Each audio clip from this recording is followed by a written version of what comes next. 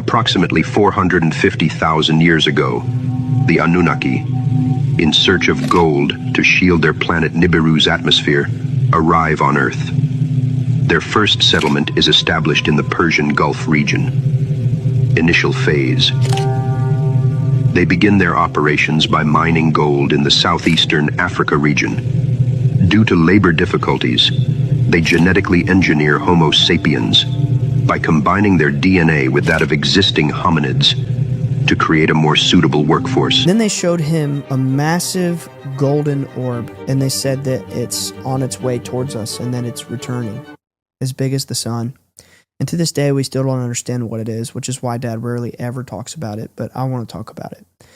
They showed him this massive golden orb, and they said that it's on its way towards us and that it's returning.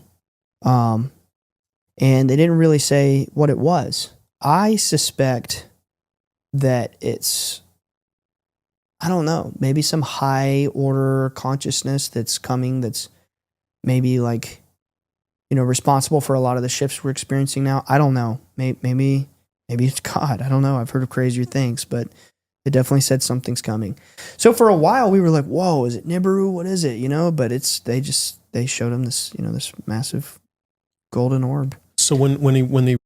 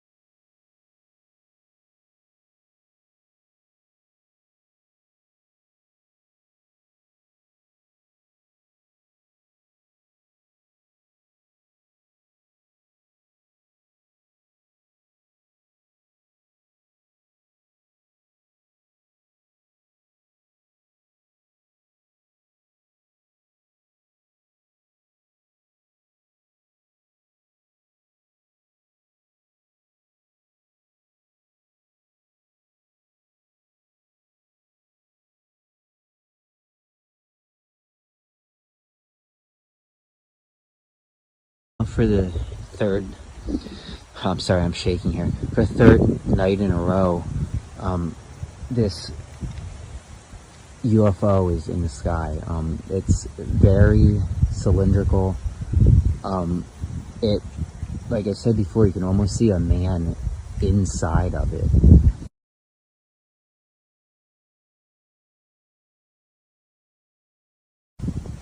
I also got multiple reports from multiple states around the country that this same exact large yellow orb is floating stationary over their homes. In fact, I had over 1,200 people message me last night and tell me that they've seen the same exact thing.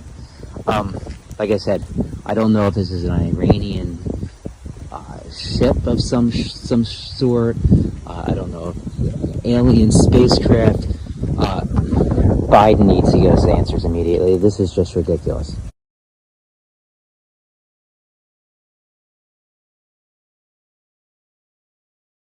The Terminator is the prequels to the beginning of the Matrix. Sarah Connor is actually Neo's mother. So JC, John Connors, Jesus Christ, grows up to be Neo, one and the same in the Matrix. The Matrix is in the future. The Terminator is the past. It's time travel, past, present, and future time travel. It's the second coming of the Christ, the evolutions of consciousness, man versus the machine. So the machines, the Terminator machines, hear that a child is going to be born that's going to terminate them in the future when they oppress man. Because see, it's a man versus the machine. It's God's children versus man's children, which was technology. My God, look at it. That's not a plane. That is wild. Look at it. I can't. That's going way too fast. That's not. What's up with my camera?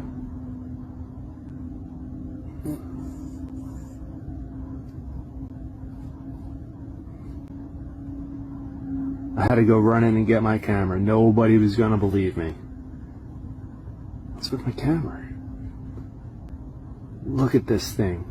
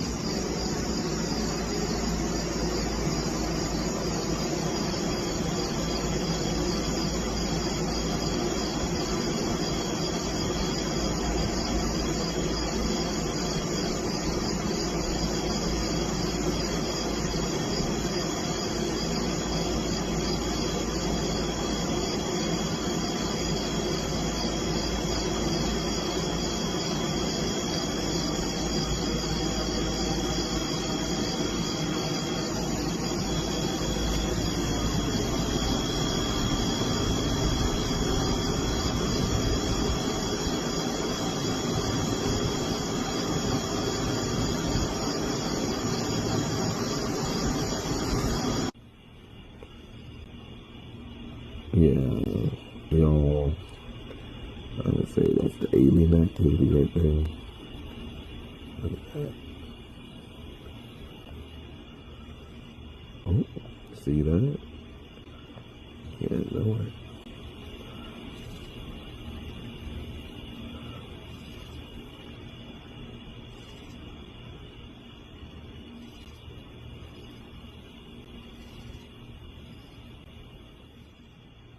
Crazy.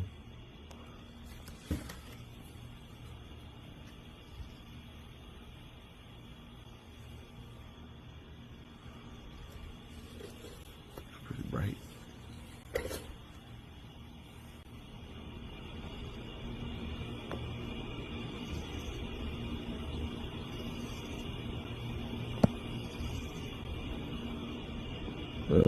What do y'all think? Let me know in the comment section.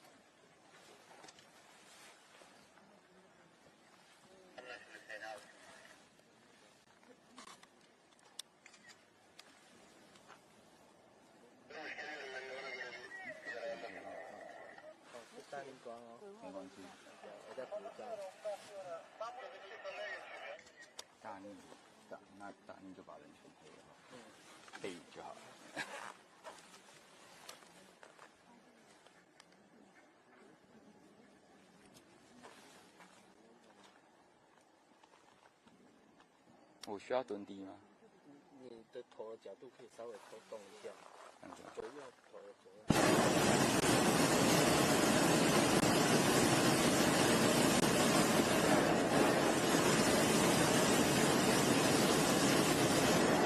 你可以高一点的。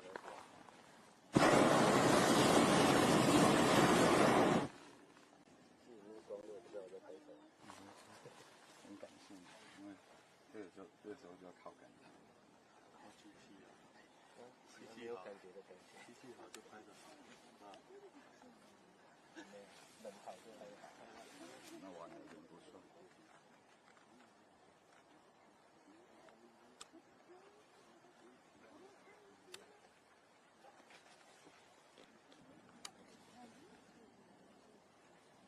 拍得很好。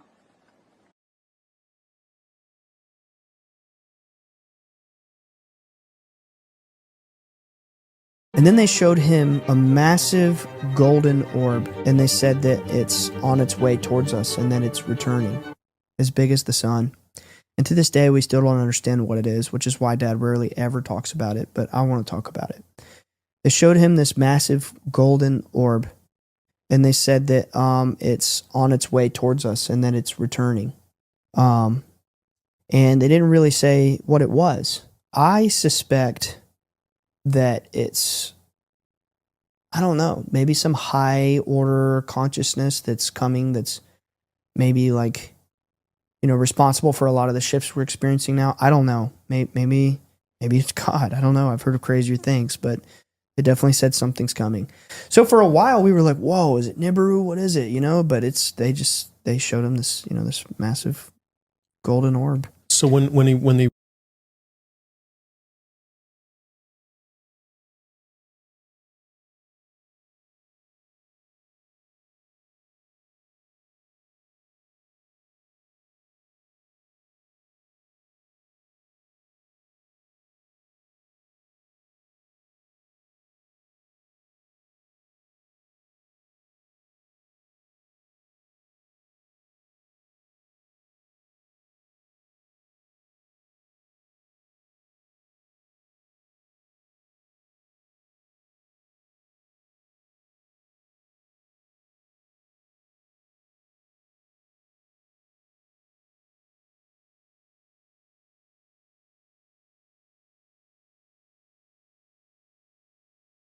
look it up in the dictionary, Atom was the Aton, was the sun god in Egypt. And so the Jews called that the Tetragrammaton. Are you aware of that? No. Yeah, well, Tetragrammaton is the name of God in its most holiest form, but you cannot use his name, his real name. So the name of God is Aton, because Tetragrammaton is tetra, which means four, gramma, which means a letter, like you write A, B, C, those are letters. So tetra is four, gramma is a letter, A-T-O-N, Tetragrammaton.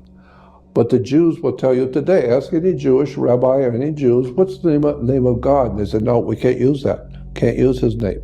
Well, what do you call him then? We call him Tetragrammaton. Tetragrammaton, A-T-O-N. And then everywhere around the world, and every synagogue you will ever go into in any country of the world, you will always see God's name inside a sun. Always. As the rabbi explained to me, the Jews were not monotheistic, they were heno, spelled H-E-N-O, henotheistic. Henotheistic means choosing one God from a group. Of several. Of several. A10 or A10 or A10 is A10, and so I was right. The Nazca alien mummies are God, the one true God. And they come from Sirius B. Their name is Aton or A10. That's the true name of God.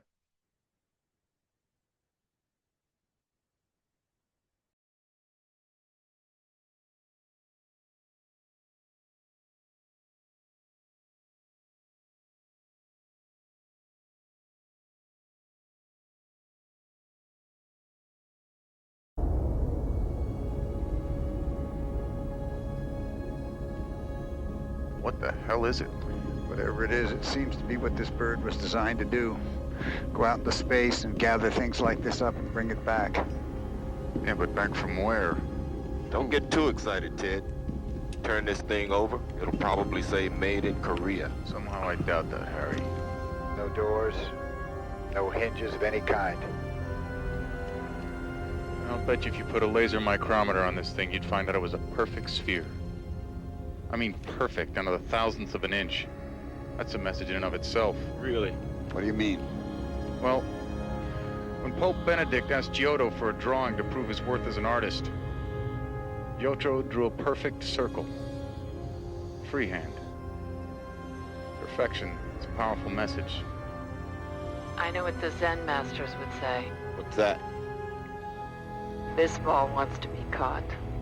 No, nobody built this thing looking into their third eye, Beth. They went to a lot of trouble, and they didn't do it for nothing.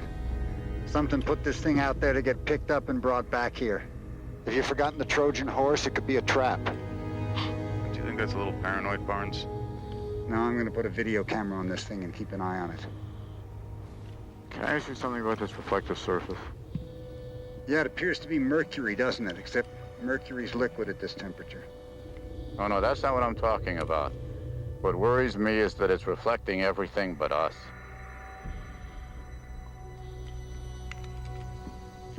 I hate to be the one non-scientist that picks this up, guys. You know what I mean? What do you think it is? I don't know. What do you remember about Zachariah Sitchin?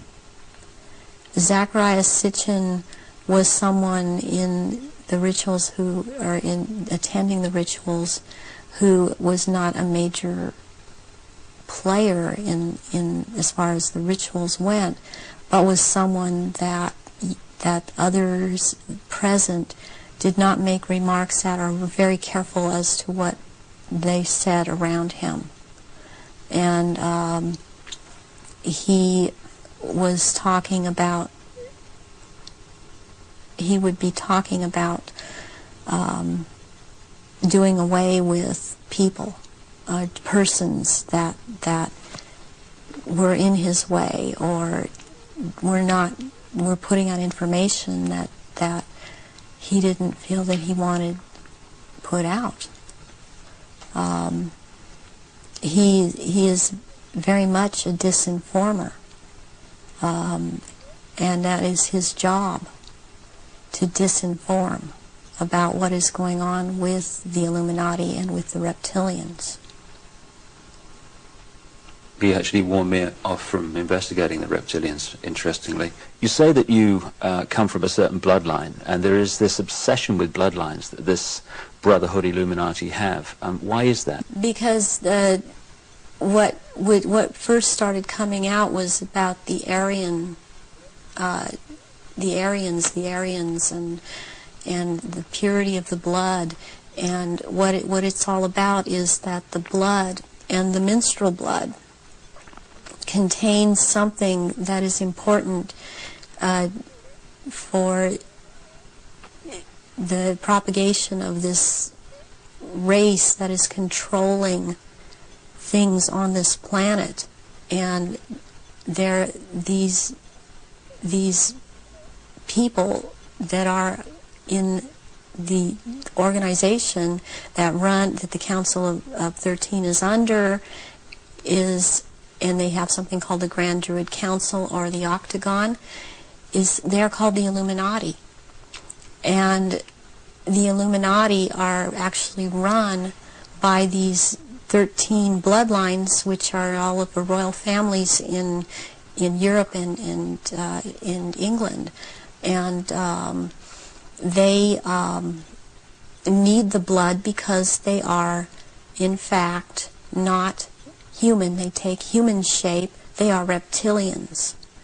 And they need the blood. The blood helps them maintain their reptilian shape, and it helps them maintain their sanity, and it helps them to live in this world because they are not from this world. Does that relate to what the Nazis call vril power and what the Hindus call the serpent power in the blood? Yes, the blood has something. It has something in it. It has secretions from the pituitary gland and from the pineal gland, and it has a very strong drug in it that they also, I mean, this is the one that keeps them from going crazy, and it's like heroin or like endorphins, and it's much stronger. But what they need is, for it to be secreted in the blood, is they need terrorization of their victims before they are killed for their blood, or if a young woman is beginning to menstruate, they need the menstrual blood, and they have to terrorize them to get this to come out in the blood and be secreted in the blood. Is this the what other people have told me about, that at the point of great terror, like the point of sacrifice, there's an adrenaline that enters the bloodstream? Is this what they're looking for? Yes, that and this other element comes and secretes out through the blood. This all comes out through the blood at that time, and it's at that point they are actually staring into the eyes of the head of at some of these rituals, or at a reptilian. They are staring into the eyes of this person, and they're held. It's a hypnotic gaze these reptilians have, and it holds the victim in an absolute trance, in a trance of terror, and then they are killed at that moment as they are staring into their eyes. And not only do they can't hold their shape when this happens. The human shape. The human shape they cannot hold. They go back into reptilian shape as this is happening, because it's like an animalistic type of excitement of the kill. And they oftentimes they will just rip into the victim and eviscerate them and start eating the flesh of this person too. And the fat from the intestinal area is highly valued, as they use it on their skin. And they will drink, and they drink the blood, and the blood is highly sought after, and it goes according also to rank within these creatures, as to who gets what when. And their sacrifices have increased in the last, it started increasing in the early 80s. The amount that they were doing is increased. And they use a lot of druidic holidays to do this, but they have other days too. They've mixed all of these satanic and what are called satanic holidays and druidic holidays, and in order to have these rituals, which ritual seems to be important to them, but they also use it in order to drink this blood. They seem to need more.